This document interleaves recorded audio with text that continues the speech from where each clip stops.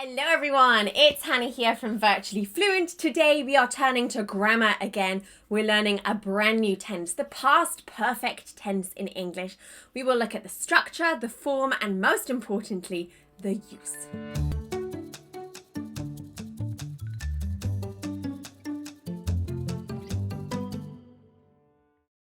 So when we put the past perfect tense on a timeline, it would look something like this. It's really essential that, first of all, the events happening are in the past and they are finished, completed.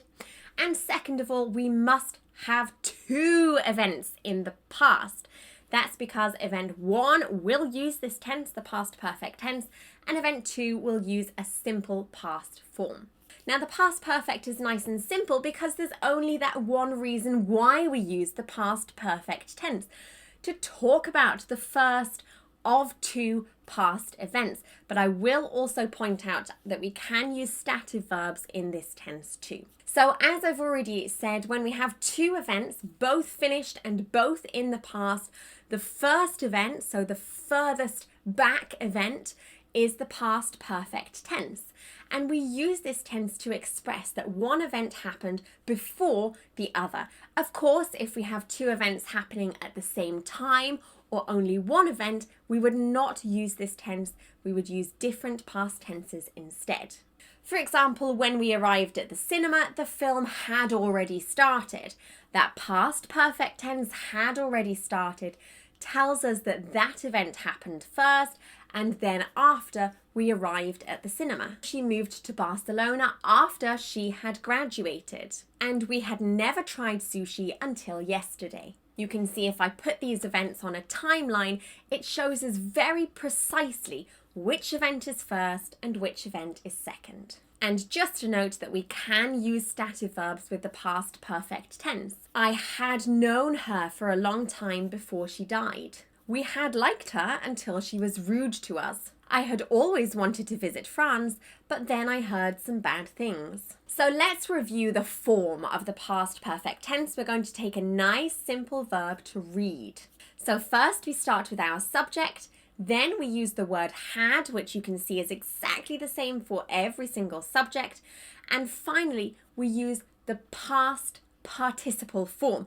It's a little confusing because read is exactly the same in its past participle form, but the pronunciation is read. I had read. You had read. Let's take another regular verb, for example, travel. I had travelled. He had travelled. If you're not sure how to create the past participle form, we have a free course on our website. I've left the link to that in the description below. And we also have another YouTube video which explains the rules to that too. Again, I'll leave the link in the description below. Now in English, remember, we're super lazy. We don't always want to say, I had travelled.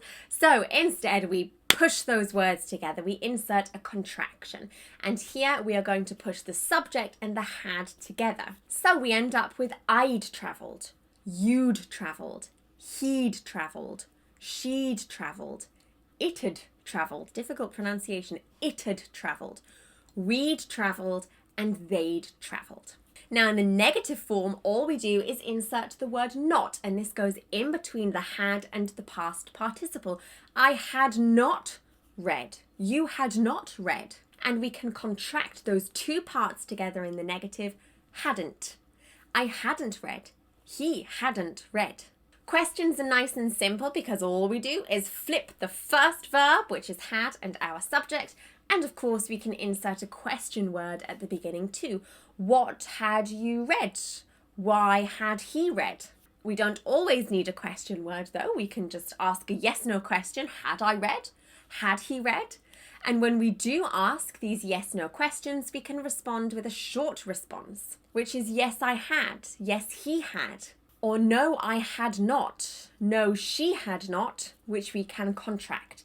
No, I hadn't. No, she hadn't. So that's everything you need to know about the past perfect tense. It's a really useful tense for providing a timeline, a sequence of events when you're talking about past events. If you would like to practice the past perfect tense, particularly in conversation and speaking. We have an online video forum as part of our Past Perfect course. I've left the link to that in the description below. And if you have learnt something new today or simply enjoyed today's video, go ahead and please give me a like, leave me a comment, write some practice sentences that use the past perfect tense in the comments below, and I will give you some feedback too. Don't forget to subscribe to my YouTube channel and turn notifications on so you know exactly when I release a new video. And it's not just on YouTube that you can find me. I am across all different social media channels. I post loads of free content on a daily basis: grammar, vocabulary, phrasal verbs, pronunciation, some live sessions over on Facebook. So go ahead, find us, follow us, like, share, and I will help you improve and feel more confident in general using English. This is Hannah from Virtually Fluent, bringing English to life.